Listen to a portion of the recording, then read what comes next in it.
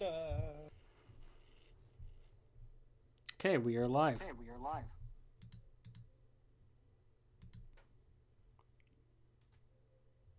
Okay, so is Camden doing today? Hi. Hello, world. That is Camden. Good to know. My audio is coming back on your audio, and so we're doubling up. Oh, really? I can Yeah. only hear one of them. Well, no, but for me, I hear me talking, and then through your speakers, I hear myself again, and the audio picks that up as well. So that's gonna be fun. Hopefully that doesn't become a problem. Anyway, so today the first topic we're going to be talking about is the Razer toaster. Razor. You cut out. Razor toaster. Yeah, that's good. Input volume. I'm trying to see if there's anything in settings here that's gonna like help.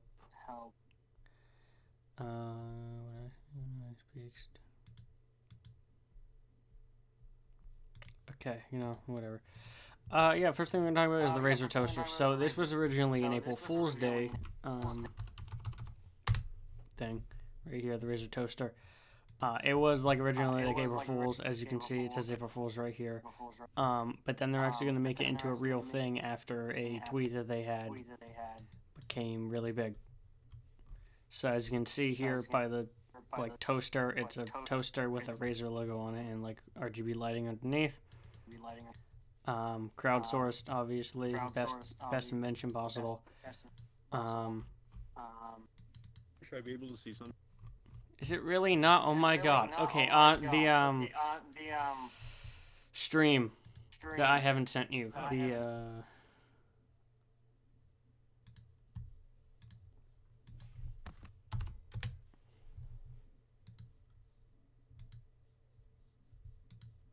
There, I sent you the thing.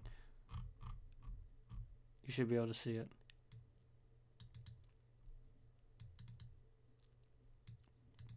Okay, so Razer Toaster was kind of like a joke thing that they eventually had, and they were able to have like questions or whatever and select Nemo Home Country, and it was going to have a giveaway of 15 copies of I Am Bread game, which was nice, and it ended, and yeah. So this was pretty much a massive prank that went pretty well, considering they're not going to be making it. So, what are your thoughts on the Razer Toaster?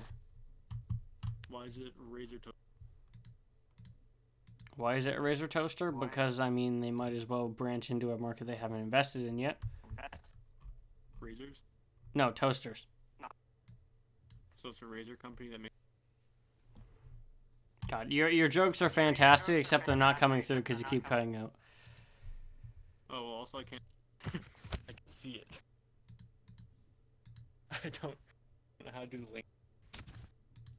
You should just be able to click on the link and it should give you the... Hold on, send it one more time.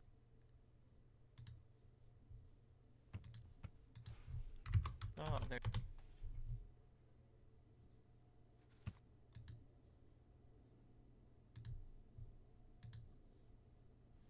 You have it now? Okay, I'm just going to assume you have it now. So, Razer is a company that makes gaming things like mice, keyboards, that kind of stuff, right? And so they're investing... Toaster with razors in it. No, that would have been even better. It's like a gaming company or whatever. And they make a toaster now, which is kind of nice. Okay. That's good. So that's the first thing we're going to be talking about. Next thing we want to talk about, you know the company Hummer? The car company? Yes. Yeah. So you know how they're like massive trucks used by the military and some people? They're usually big, like, truck-looking things that are not known for being, like, economic, let's just say. Yeah. Yeah. So they're going to make an electric vehicle. Something that doesn't pollute and is fast. And as you can see by this box behemoth right here, Hummer's really not known for that.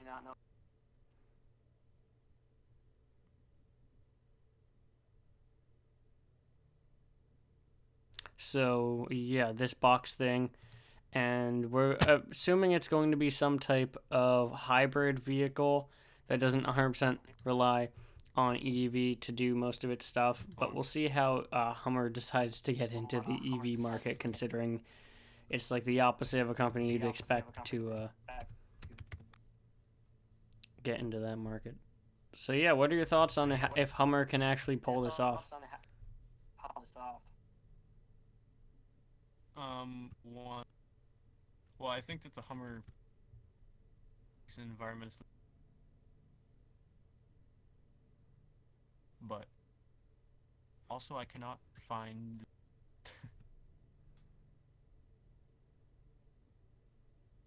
Am I cutting out? Yes, completely.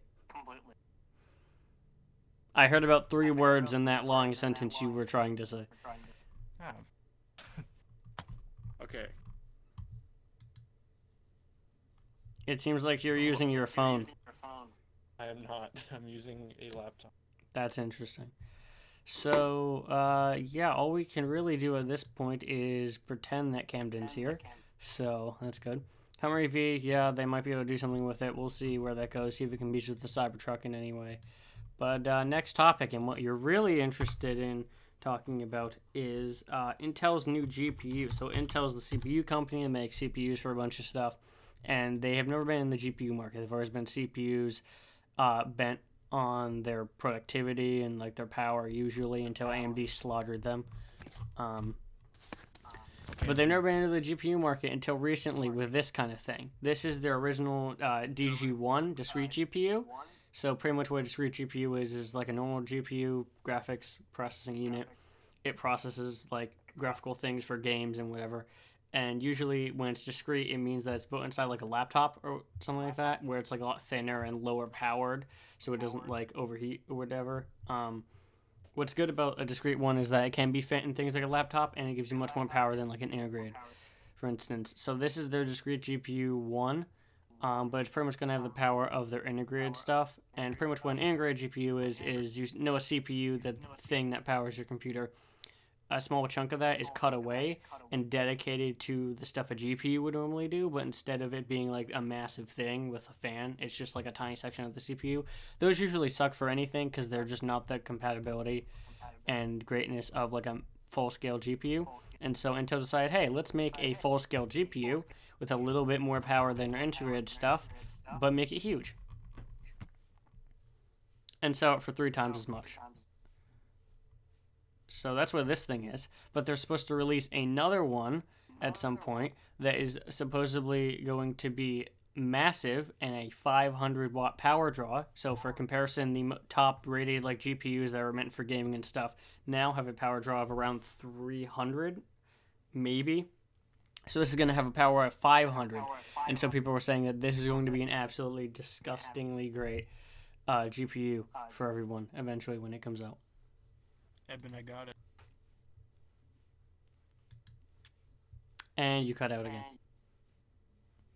I got it. You got it? Oh, you got the stream. Oh, fantastic. Yeah, so this kind of GPU type of thing. I'm not sure what the price is currently about to selling this, but it should be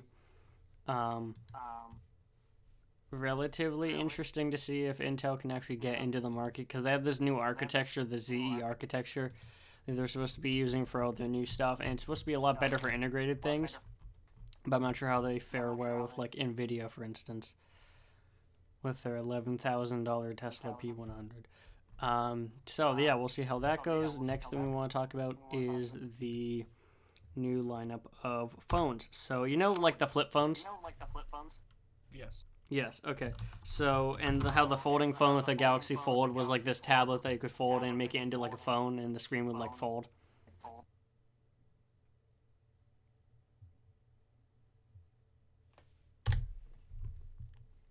Okay, so you know about that, great.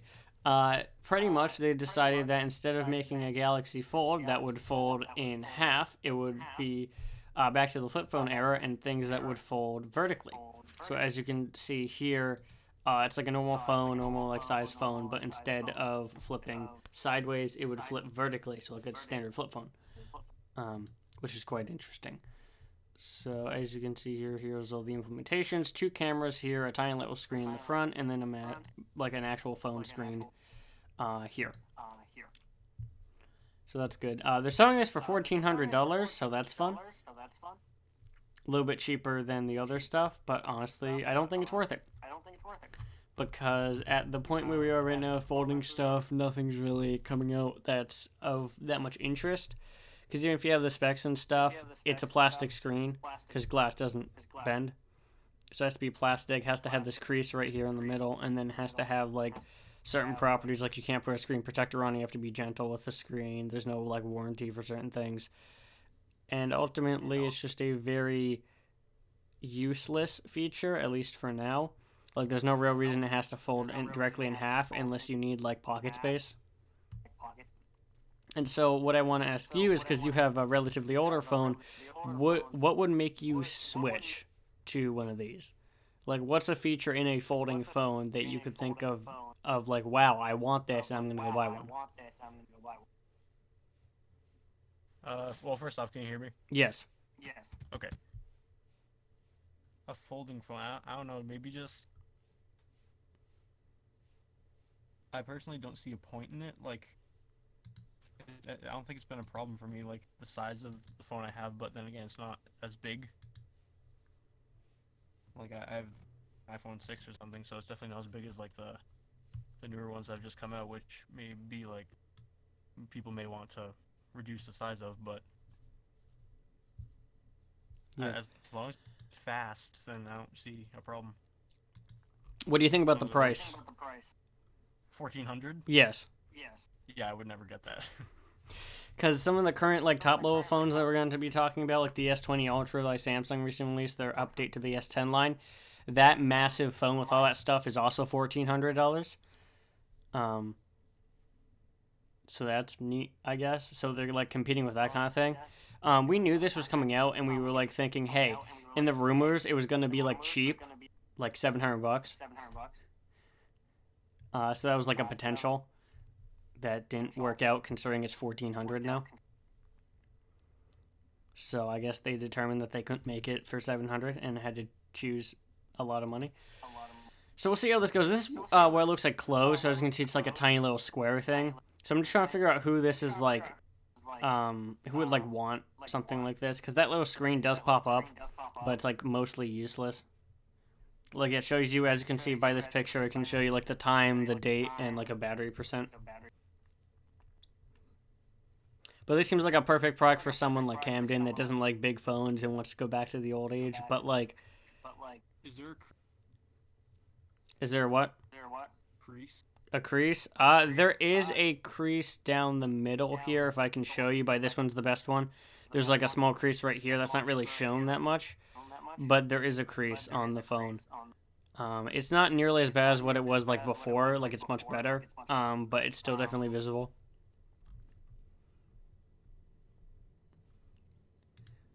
There's a crease. So here's a good example. This is where it's like all the way up, like a full phone, and then you bend it, and that's where the crease would be.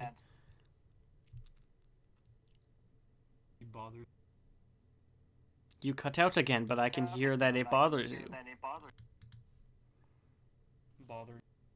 Bothered. Okay, good. Oh, perfect.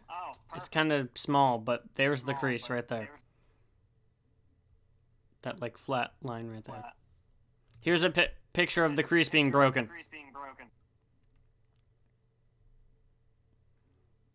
So that's nice. There's a couple interesting things about this, like the hinge right here is supposed to be really good, because the other hinges that were like in this system, you could like get dust in it and then be broken instantly.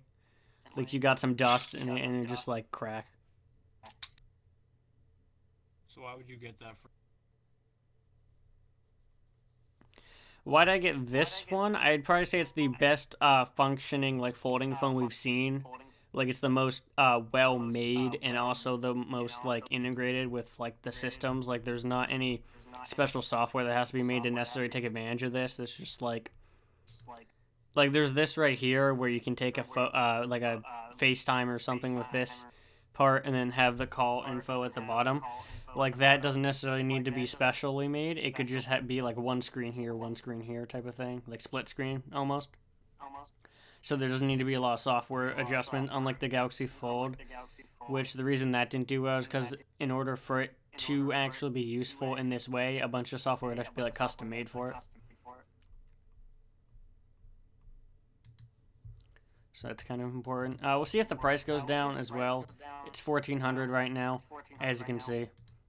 $1,800 if you really try.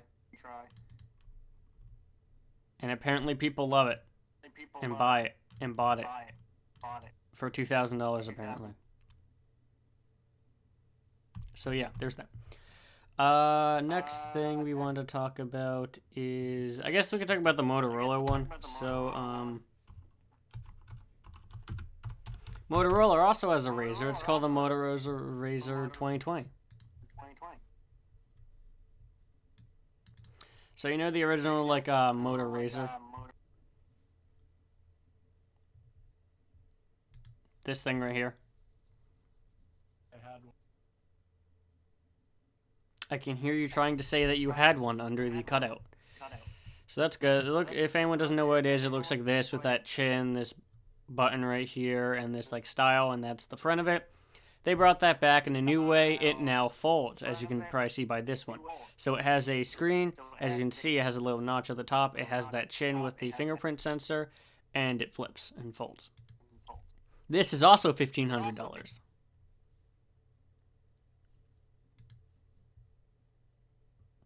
And as you can see by the screen here, it does crease in the middle, and all this chin at the bottom is housing the sensors, the charging port, the fingerprint sensor, any of the screen optics, and like the bulk of the battery as well. So it's yes. So it's actually more expensive, and the reason people would buy the Samsung one is because, well, it's Samsung. It has a better skin on it than the Motorola, whatever they use. It's a little cheaper.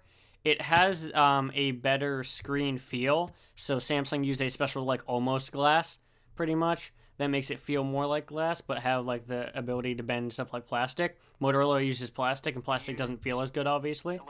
And also the specs are not as good on the Motorola because they've been in development for way too long, so it's like a year or so behind.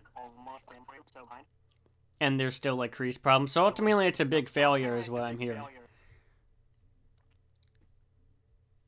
Is they have this thing. They have some complaints about the hinge mechanism as well. Their hinge you can still like get into with like sand and particles and stuff.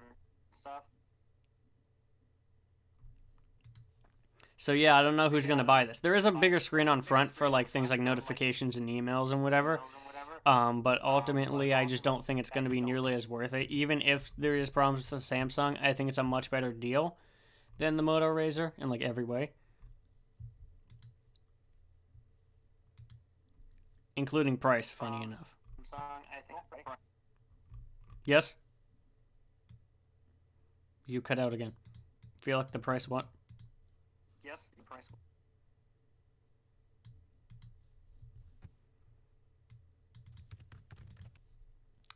Yes, hello? Hello. Hello. What were you saying about the price? I couldn't. You were breaking up. That's a problem. Repeat that. What was your problem with the price? Or like the thing you wanted to talk about with the price? Oh, well, it seems very Expensive, yeah.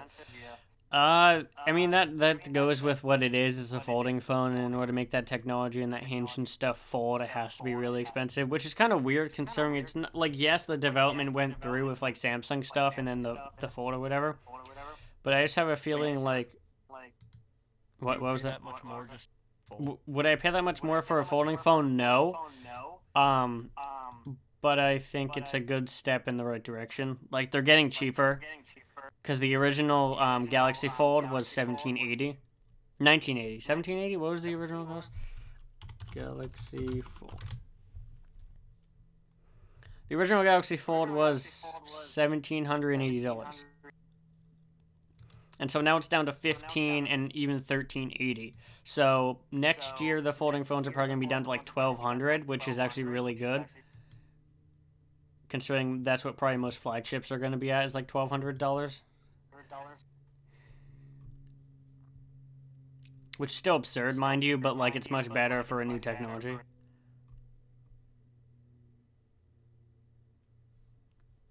So, yeah. What do you think people... Here's a question. What do you think people that have and liked flip phones would actually switch to this if it became like cheap enough? No. If they're flip phone, they would just keep. Like I don't think it's flip factor that they appreciate for older phones. The simplicity. Okay, Camden through sign language is telling me about simplicity of phones. That's good. Yeah, I kind of agree with you. I think that most people are not going to invest in one of these things. Considering if I have to say investment for a phone, I mean, we're already talking about investment for a phone, but if you have to like actually consider it, like that's the problem. Okay, next two things we're going to be talking about. Samsung's new S20 line. So, the S10 and all that stuff released last year, and the S20 is their follow-up to it. This is a pretty boring part of the segment, because pretty much all there is a couple things I want to talk about. The things they updated are battery. So, it has a 5,000 milliamp hour battery, which means a lot of better battery life. You could last 12, 13 hours with this thing. And the new screen. So, the screen is, these are three different phones. The screen is a 2K resolution, so very good like resolution look and feel type stuff. So when you look, you can't see any pixels or whatever. It's a very nice screen, very color accurate, has good colors on it. It's OLED, so that means that has very deep, rich contrast and colors. It's not slow. It looks nice and vibrant, and things just really pop on it. But it's also 120 hertz and better response rate. So on top of the like standard things like 2K OLED color accuracy, it's also 120 hertz, so it's hard to really showcase 120 hertz. Have you ever seen like an iPad Pro and that whole display? Those are 120 hertz. They're really good, and like 120 pull rate, which is another thing. So all your iPhones, yours doesn't because it's an iPhone 6, but any like iPhone 8 and above have a 120 hertz pull rate, which means even if it's running at 60 hertz, which is like how fast things refresh on the screen, how like you see stuff on the screen, how quickly it refreshes. A 120 pull rate makes it detect your finger like or your touch much like quicker than a 60 hertz would, and you can definitely feel that comparing like their older stuff that had a 60 hertz pull rate versus Apple's like 120 on all their stuff. It's very noticeable, and so Samsung eventually stepped that up, and it was able to do a 2K OLED with 120 hertz like motion, so that looks really good, plus 240 hertz pull rate. And so pretty much this is just the best screen you can get. I really doubt we're going to get any better than this at some points. So yeah, and also there's a very tiny hole, as you can see, for the camera, so it's pretty much all screen as well. What do you think about this like front design right here? It looks nice. Almost no edge. Yeah. What Samsung ended up doing is actually curving the screen less. So what they did last year was curve the screen around the edge like a lot, and this year it's a lot less, so it's not like curved all the way. Because if that screen cracked, it was like really expensive to fix. Which is good. I love this color, by the way. This is a good color. Screen looks good. That's nice. 2K OLED, 120 hertz, 2.0. You can't get 120 hertz on 2K. It has to be 1080 in 2K, which is a little bit of a disappointment, but it makes sense because of battery life and stuff. These are selling for a reasonable $1,000. Not this one. This is the S20 Ultra. That's $1,400. But the normal S10. These two right here. Not this one. These two. The camera thing looks so bad. So yeah, these two are selling for $1,000 and $1,100. What do you think about the S20 Ultra's massive camera? This thing right here. Well, I feel like it's not popular. Something about not being popular. Because the iPhone's one popular. Yeah. I actually, I mean, it depends. This doesn't look good. The iPhone's one doesn't look necessarily better. What I like about this one is it's all concave instead of having three separate lenses. It's all in like this one bump or whatever. I like that, but I don't like how that it's just this massive slab on the side of it. Like this is a very big image between these two and this one. Like this is so much smaller and this is just huge. Yeah. Well, also this is a huge phone. Like I think this is the This is I want to say 6.2, 6.5, and 6.9 inches. So this is like 6.2. That's like what an iPhone 10R like kind of is. It's a little bit bigger. This is 6.5. That's what like a 10s Max or one of those like large phones are. The iPhone 8 Plus is also, I think, like that size. And this is almost 7 inches, which is huge. Like, look at this person's hand, and then look at the phone.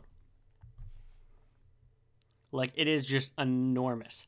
Like, the person's hand is like half the phone. Like, would you ever actually consider using a phone that big?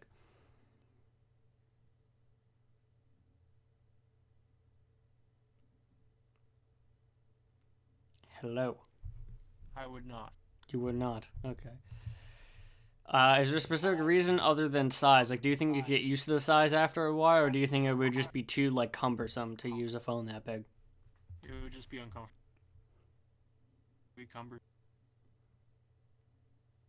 Uncomfortable and cumbersome, he says. So, yeah, I kind of mostly agree. I tend to actually like bigger phones, but I don't like it when their aspect ratio, like, extends. So this phone's a very tall phone versus other phones that are big 6.5 inch, like what the iPhone does. They make them wider and not necessarily as like tall. That almost becomes worse because then you have a very wide phone that you can barely hold. So I guess in that case going taller is better, but then you just have a really tall phone that you can't use with one hand, so then you have to use two hands anyway. So I'm not sure which one I prefer. I'd honestly just like them to stop getting bigger at this point, because they're getting a little absurd. Like, what? Like, I think this is just a little too much. So yeah, that's my opinions on these lines right here. The one good thing about Samsung is since they have to compete on hardware alone, their stuff becomes really cheap. Not cheap, but like better, not as expensive. So their stuff can go down to like you save $300, like all of it. So what the hell? Galaxy S20 Ultra 5G, 128 gigabyte, $800. Where am I saving $600? Am I missing something? Like, where am I saving $600 from?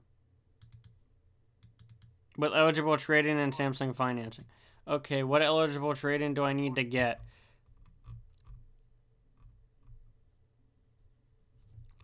So what are the latest Galaxy 12 months personally Samsung? Like, that seems interesting.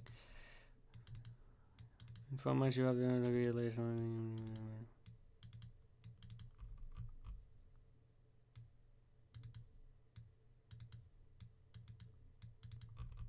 That sounds fun.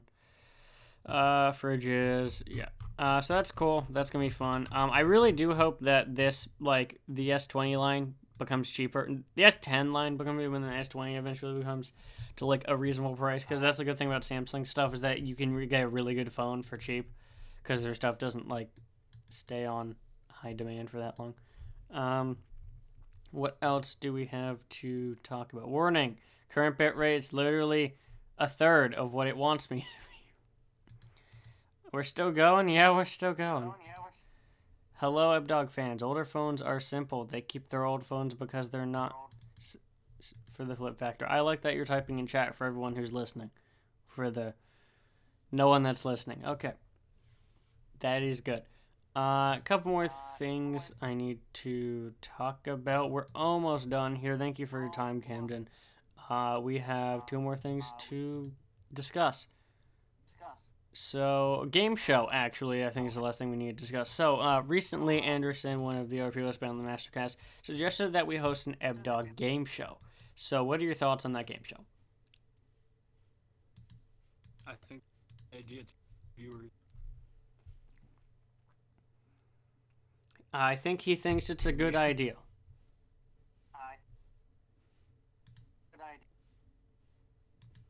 It's a great idea to get more viewers. That's a fantastic reason. Okay, good.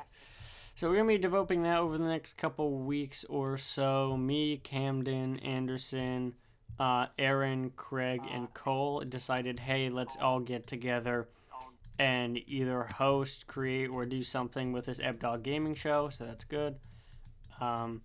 We'll get back at some point to talk about what like the ideas and like if it's gonna replace or what's gonna happen with the Mastercast. It's still gonna be like on, but I think a special segment talking about like the game show stuff would be kind of fun if Camden agrees with that. I do. So yeah, I think that's pretty good. I think it'll be fun, and if we can get enough people on, it could be an interesting experience. So yeah, that's all I wanted to really talk about today. Thank you, Camden, for showing up and discussing these topics with us. No problem. Thank you for having me. Okay, next video on the channel is going to be the Werebuds Part 2 video. So everyone loved the first one, got a lot of views, a lot of comments, a lot of interaction, that kind of stuff. That's the next video, is that one. And then going to be talking about a monitor review and then some other things, wrapping up with the new series that I'm planning. So yeah, if you want to see more of this, make sure you hit the subscribe button. I've gained 7 new subs recently, so that's great. And if you want to see more of this, then make sure you do that. We will see everyone in the next video.